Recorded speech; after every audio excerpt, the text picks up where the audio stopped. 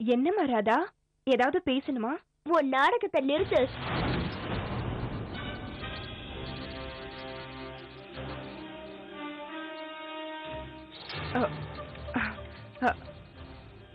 என்னம்மா, என்னாச்சு? ஏன் அப்படி பேசுற? நான் எதுக்காக இப்படி பேசுறேன்னு உனக்கு தெரியாதா? உனக்கு நிஜமாவே தெரியாதா நீ கீர்த்தி அக்காவை இந்த வீட்ல இருந்து வெளியில துரத்தணும்னு நினைச்சிட்டு இருக்கேன்னு? ஓ, அப்படின்னா உனக்கு எல்லா விஷயமும் தெரிஞ்சு போச்சுன்னு நினைக்கிறேன். எதுக்காக, ஏன் இப்படி எல்லாம் செஞ்சிட்டு இருக்க?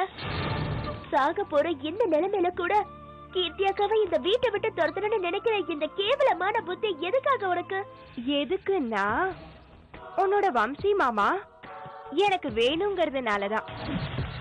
வம்சியோட குழந்தைக்கும் இந்த சொத்து மொத்தத்துக்கும் நானே சொந்தக்காரி ஆகணுங்கிறதுக்காக தான். என்ன இப்படி எல்லாம் பேசுற? அது வரைக்கும் நீ உயிரோட இருப்பியா? இருப்பேன். எனக்கு உண்மையாவே எந்த நோயும் கிடையாது. அப்படின்னா உண்மையாவே உனக்கும் மாமாக்கும் கல்யாணம் ஆயிடுச்சா இல்லையா? ஆமா, உனக்கு எதுக்கு இதெல்லாம்?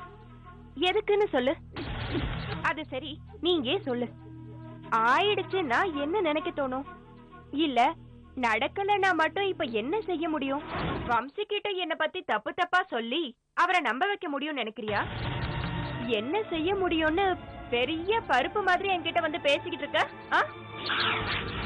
உன்னை விட்டனா போடி. நாளைக்கு இந்த நேரத்துல வம்சிக்கும் எனக்கும் ஃபர்ஸ்ட் நைட். ஆனாலும் உன் வயசுக்கு அதுக்கு அர்த்தம் புரியாதுமா. போ போ. ஒரு நிமிஷம். எதுவும் தெரியாத மாதிரி, எதுவும் நடக்காத மாதிரி வாய மூடிக்கிட்டு ஒரு இடத்துல இருந்தேன்னா சரி. இல்ல முடியாது, ஓவர் ஆக்ஷன் ஏதாவது பண்ணி உன் டேலண்ட் எல்லாத்தையும் வெளியில கொண்டு வரணும்னு நினைச்சேன்னு வச்சுக்கோ, நீ கூட உங்க அம்மா கிட்ட போய் சேர வேண்டிய நிலைமை வந்துடும். என்ன புரிஞ்சுதா? போமா, போ. போங்கறல.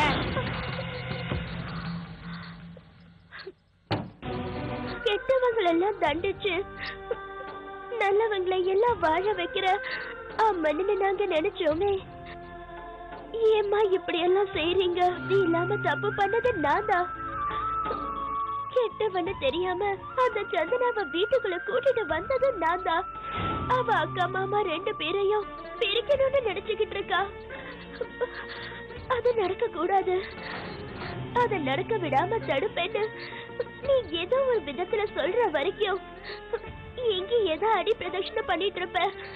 அவ்வளவுதான்.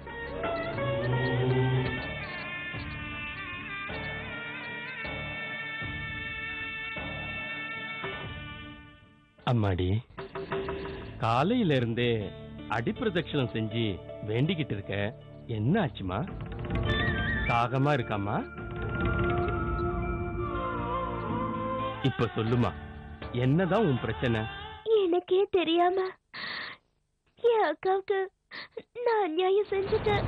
நான் பண்ண தப்புக்கு என் அக்காவை தண்டிக்க வேண்டான்னு அந்த அம்மன் கிட்ட வேண்டிக்கிறதுக்காக வந்திருக்கேன். நீ பிறந்ததுக்காக சந்தோஷப்படுறதா இல்ல உங்க அம்மா அப்பாவை நினைச்சு பெருமைப்படுறதானே தெரியலமா.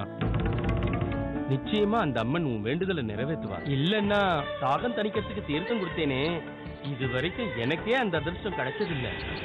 அந்த கொடுப்பனை எனக்கு இன்னும் கிடைக்கல. சரி, அங்க பாருமா,